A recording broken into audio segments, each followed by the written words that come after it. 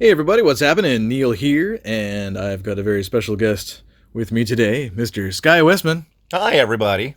and we're gonna do a little hindsight review, I guess. It's a spoiler talk of Mortal Kombat. Mortal Kombat! Yeah, because it's kind of a polarizing movie in the sense of the critics hate it, but the fans seem to love it. And it's just one of those movies where we know the story is cheesy, but we love it anyway. We don't care. The characters and the action make up for any other misgivings. At least that's what I thought. Sky, I'm going to get your opinion on this, of course. Obviously, yeah. Yeah, totally.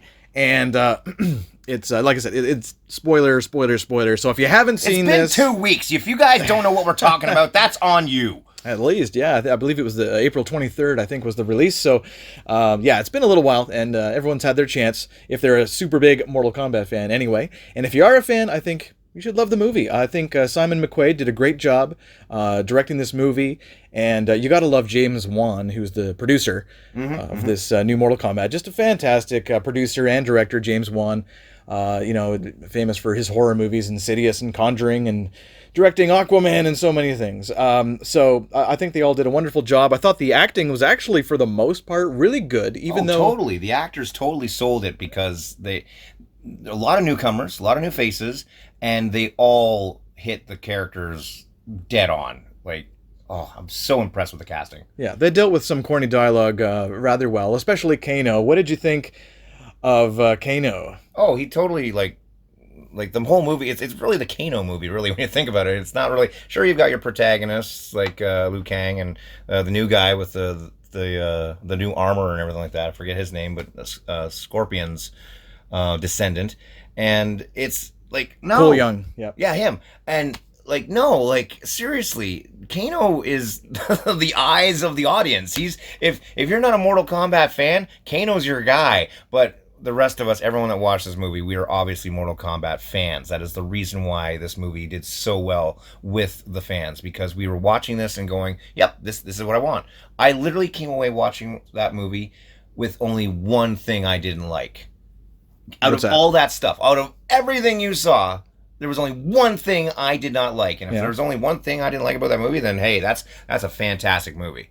That's great. I loved everything. I loved the fatalities. I loved whatnot. It was just a simple matter of I just didn't really like how Jax his Arcana manifested. Oh yeah, his arms just kind of... Yeah, because he was saving Sonya, right? So yeah, I get that. That's his arms cool just manifested that strength, but I would have preferred his Arcana being... I'm pretty sure he has some sort of energy based thing he does in the Mortal Kombat game. If his metal arms that the government had provided for him, or those Shaolin monks had provided for him, or whatever, if they were able to channel his Arcana still, that would have been fantastic. Because what if he'd had his Arcana before he lost his arms, but he needed his arms to process it, and then he gets his new metal arms and he thinks he can't do it anymore, and that's how he fucking overcomes his disability, or his lack of confidence for having his bloody arms ripped off by Sub-Zero. Yeah, he gets teeny metal arms, and then he gets RoboCop arms. Yeah, out of nowhere, even stronger than RoboCop maybe. But just fantastic visual effects, I thought. But when he saves Sonya from, like I said, the boulder or whatever that fell on her, I thought, it was kind of weird. It was kind of a weird manifestation of powers, I guess. But everyone's got it, and we just kind of go along with it because it is a fantasy. It's a horror fantasy fighting movie. It's basically Enter the Dragon with a little, Big Trouble in Little China sprinkled in, right? Absolutely. I loved Raiden. I loved the look of Raiden. What did you think of this Raiden compared to the last two white guys? Well, that's a loaded question, because Raiden's my boy. I'm a huge Raiden fan. I have a Raiden costume, for crying out loud.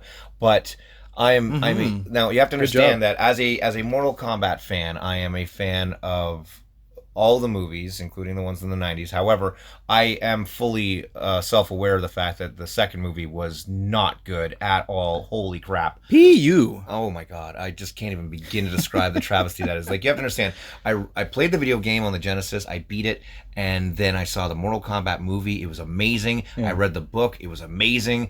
It just really was awesome. And then the second movie comes out, and they completely replaced the cast, including my boy, Christopher Lambert, as Raiden, who's the Highlander, and there's a huge joke in that. Yeah, But it's kind of worked in a weird way. I but loved it. It was yeah. perfect for me. But anyway, the new Raiden is awesome. He is the protector of Earthrealm to the degree. I don't know that actor, but he's got a voice that just carries, so it works for me. I'm loving it.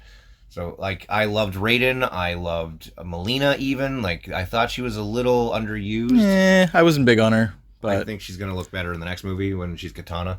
But yeah, that'd be great seeing it's totally gonna be the same Katana actress. in the next It's gotta one. be the same actress. And like there was so many good things, like so many great characters.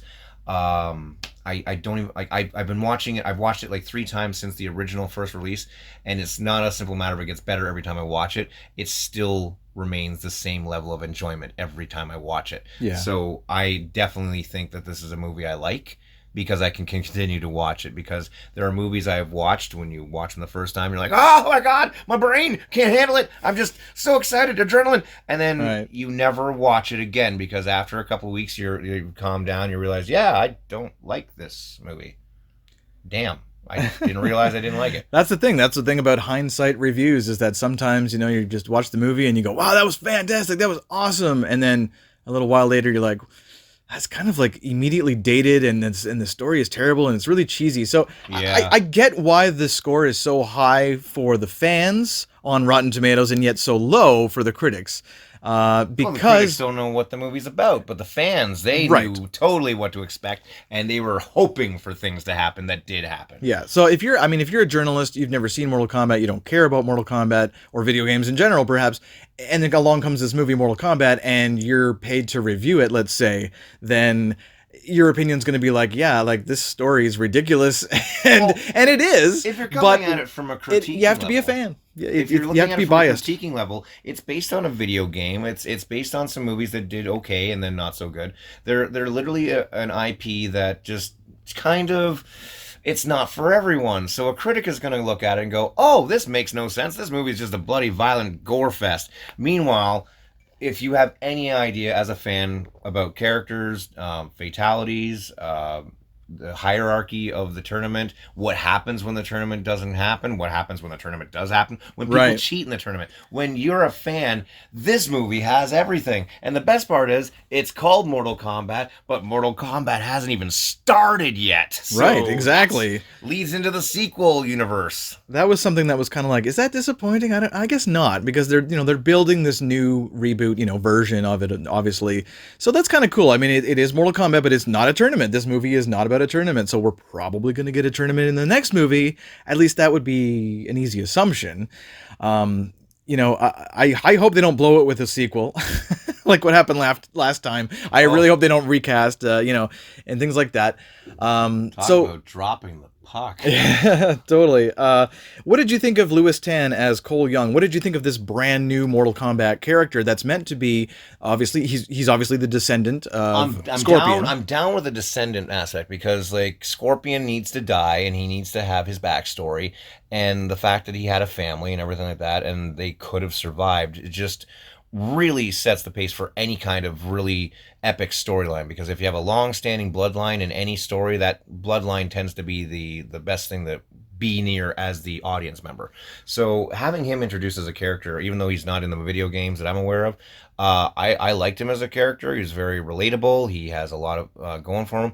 Not big on his Arcana, because it literally kind of makes him the perfect warrior. And yeah, he gets like nightsticks or something kind of looking thing, and this armor to absorb like kinetic energy and then redistribute it. Like, like Bishop on X-Men. I was gonna say Bishop. I was thinking more Sebastian Shaw, really. Oh, where, yes, where he can just came first, take a lick and keep on ticking, and then uppercut, and then like he goes up against Goro and just mincemeats the mother guy. Like, seriously, like the four-armed mofo from like the subterranean outer world is taken down by this human being that literally gets stronger the more you beat him up. Gee, that's a great power to have. Yeah, it must be nice, huh? Yeah. What did you think about Joe Taslim as Sub-Zero?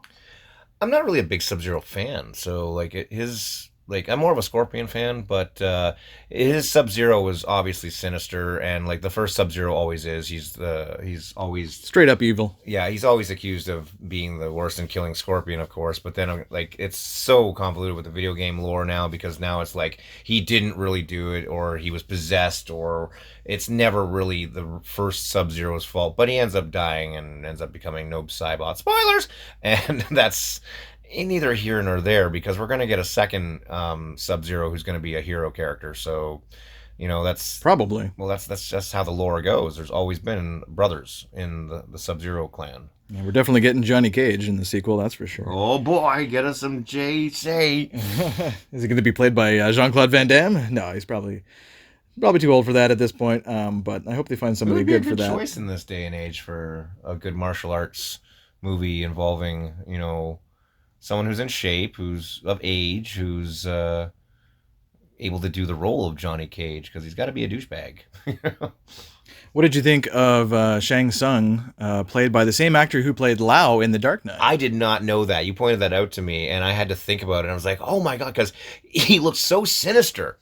And I with those contact lenses, and I was just like, I just couldn't, like, in that ornamental dress and those shoulder pads and his hair so long. I was just like, this guy is just Shang Tsung. He's just evil. And then you come back maybe like 2 days later, like, you know, that's guy's from the Dark Knight, the accountant, and I'm like, oh my God, it is. It totally is. That is wow, like such a drastic change from like Lao from fucking the Dark Knight to Shang Tsung. Wow, that guy's really come up. Yeah, they did a good job with the whole soul-sucking thing. Oh my, poor Kung Lao. But yeah, I thought it was a bloody good time. And movies like this, I mean, they're only as good as the villains. It's just like superhero movies and James Bond movies, and that's the best part. We haven't even met good villains. The villain yet. Yeah, well, these are a couple of good villains. We've met like I said, antagonists, sure, but the Sub-Zero? main bad guy Sub-Zero wasn't even in the first movie. Well, he was for the last like 30 seconds, but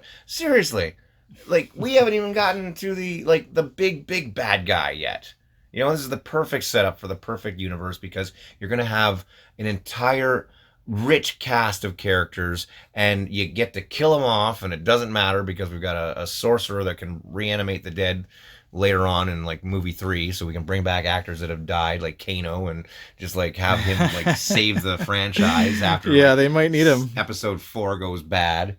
Well, you never know. But yeah, so definitely looking forward to seeing the Emperor, I guess. Is he still? I don't know if he's going to be the Emperor or not. But Shao Kahn. Yeah, he's better be some jack dude, just like in the video game. Should be some super strong guy.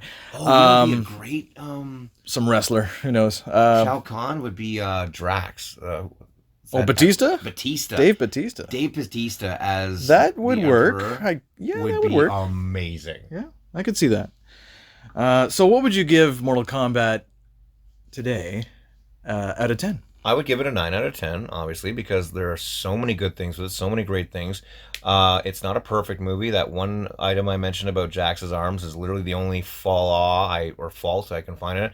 I'm not a big fan of the protagonist's Arcana choice either, but everything else, like Kano, Liu Kang, even the small bits that we had with Kung Lao before he died, like there are so many good spots and so many good stories, and they're only small bits and little pieces, and it's enough to build the world and make you go, I love that character. I can't wait to see that character die. I can't wait to see that character get their reward. Yeah. I can't wait to see this character get brutally murdered. It's see how he gets brutally murdered. Oh, the autopsy level of gore is amazing. Yeah. When they cut that one character in half with Kung Lao's hat, I'm just like, that is some high level Grey's Anatomy detail, let me tell you. Yeah, that was pretty great visual effects wise. I thought they did a really good job of a lot of the brutal fatalities. Yeah, so, I was looking back on the first movie, and those fatalities were very PG-13. These are obviously R-rated. This is for the adults. Yeah, this is not for little kids to watch. Don't let your kids watch. Little kids. Unless you want your kid to become a doctor or work in a morgue, there's no reason for them to watch this movie. Yeah, very over the top. Oodles and oodles of violence. I gave it an 8.5 out of 10 in my review because, for all the reasons that we've already mentioned. In terms of criticisms, though, I mean, I felt the Scorpion coming back from the dead thing was a little truncated. I thought they could have done more with that. They could have. Maybe there's a deleted scene. You never know. There needs to be more explanation because he literally gets shanghaied at the beginning of the movie. He dies and then he just gets teleported. So obviously he didn't do that. Yeah. So and then he just reappears after having his dagger used. So that's a summoning thing, like in how Supernatural explains ghosts get tied to this world. I guess so. Yeah. If he came back from hell like Ghost Rider or something like that, or Spawn, then he should be able to interact with some level. And in the video game, in the very first video game, it's explained that he's simply there just to kill Sub-Zero. He's not there to really do anything but that. Yeah. And once he's killed, like, there's really no point to Scorpion's story anymore. Get over here. I really like the way you said it. Oh, yeah. That is a really cool sounding voice.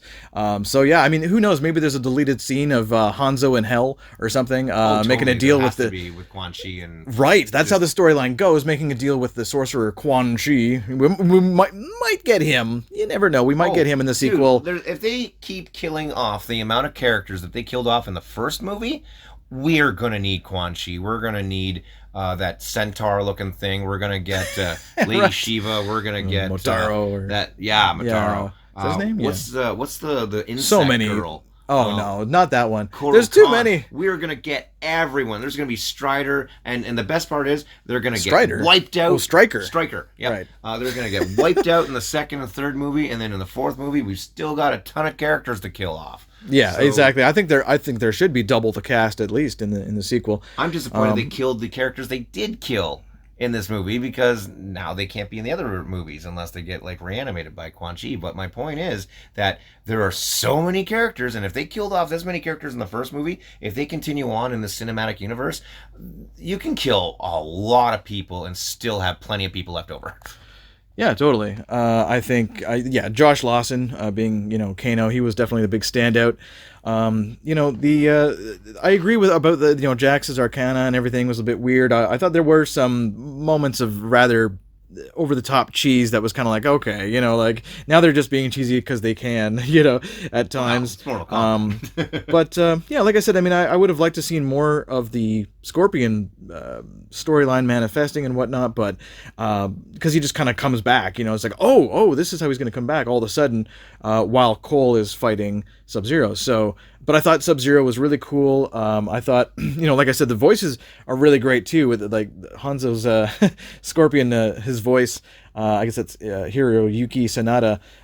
Really cool job. And then also Damon Henneman also has a really cool voice as Cabal.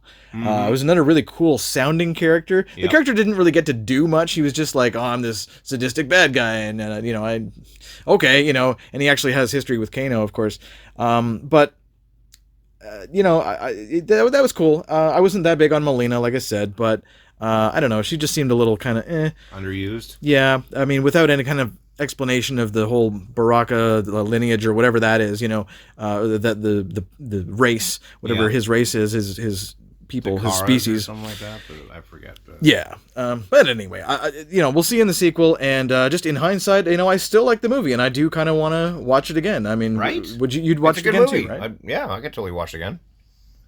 Absolutely. So yeah, I mean, I thought it was good times, and that's it. That's all I can really think about right now. I mean, I think Cole Young, though, maybe a little bit kind of meh as well.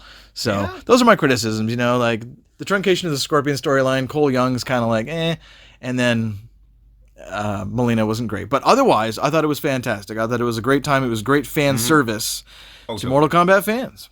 It's a movie for the fans, for sure. Absolutely. All right. Anything else you want to talk about with Mortal Kombat? No, this was a flawless victory. Right. Absolutely. Well, that's awesome. And thank you so much for joining me here today, Sky. Thanks for having me, bud. And just everyone out there, I hope you're all doing well, and we'll catch you next time. Peace.